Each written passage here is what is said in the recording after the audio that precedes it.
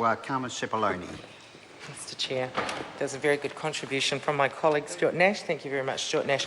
I just want to refer to the departmental disclosure statement. So that states clearly that the bill also makes a number of consequential amendments that result from the increased benefit and tax credit, financial assistance and extended work availability obligations.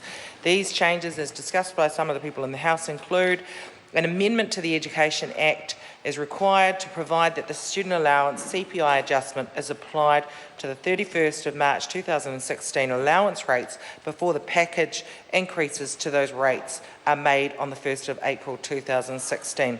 As I've said earlier, and as I pointed out, many of the submitters were supportive of this because they didn't want sole parents who were studying to be disadvantaged in any way compared to those who may be on the benefit and not yet in work or in study.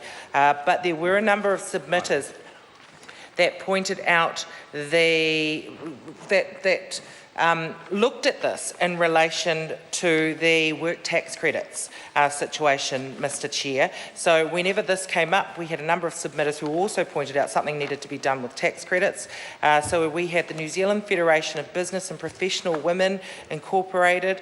They welcomed the amendments to the Education Act that also allowed an adult parent continuing their education who was also classified as low income to be eligible for the payment of $25. But they would have also liked to have seen this group of New Zealanders entitled to the same work tax credits as those not choosing to further education. So that's really interesting because it's not just the New Zealand Federation of Business and Professional Women Incorporated that supported that, but also the New Zealand Council of Christian Social Services. So in the context of the bill, they thought it would be reasonable to assume the targeted children living in smaller households are more likely to benefit from any additional income received through the proposed policy levers, so the benefit rate's been lifted by $25, working for families, $12.50, childcare subsidy, a slight increase there, and student assistance when compared to the same targeted group living in a larger household.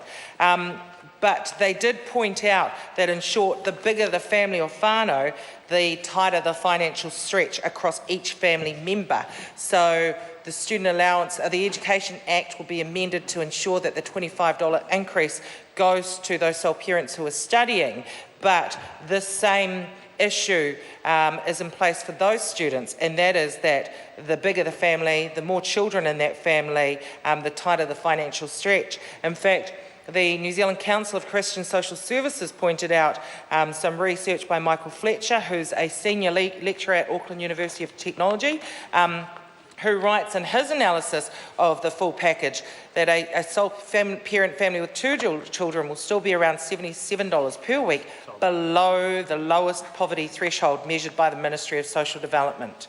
And that's something I think we should all be concerned about. Now, whilst the New Zealand Council of Christian Social Services supported the proposed increase to the benefit rate, they felt that it did have the potential to create more complexity in the system that could undermine the intent of the bill. So we need to take that into consideration. And they also pointed out the fact that $22.456 million over 4 years is identified as the implementation cost of introducing the proposed changes, so across the benefit system and across the allowance system.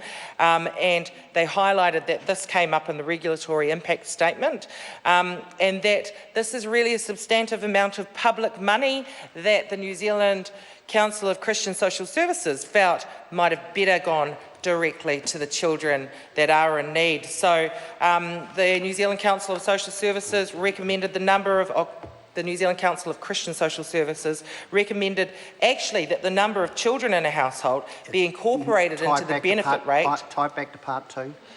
So that, yep, sure. So that it wasn't just a $25 increase that students on the student allowance who are sole parents with children or the sole parent beneficiaries. It wasn't just $25 that was being amended and given to them, but that it would be $25 per child. Now, obviously, that would have had an impact on part 2. We're discussing what's amendments to the Education Act.